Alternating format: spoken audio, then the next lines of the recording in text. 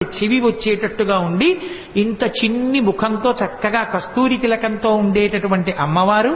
ఆ ఆదివరాహస్వామి భూమిలోంచి పైకొచ్చినటువంటి మూర్తి. ఆ ఆదివరాహస్వామి దర్శనం చేసి బయటికి వచ్చి చక్కగా వెంకటాచలం వెంకటేశ్వరుని యొక్క దేవాలయం రాజద్వారం దగ్గరికి వెళ్ళేటప్పటికీ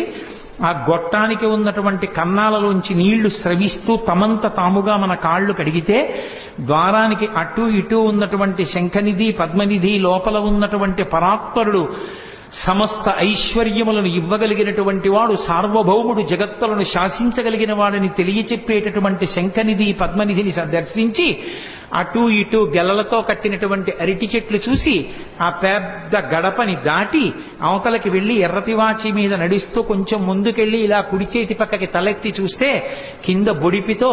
అనంతాచార్యుల వారు వెంకటేశ్వర స్వామి వారి మీదకి విసిరినప్పుడు గడ్డానికి తగిలి దెబ్బ తగలడానికి ఉపయుక్తం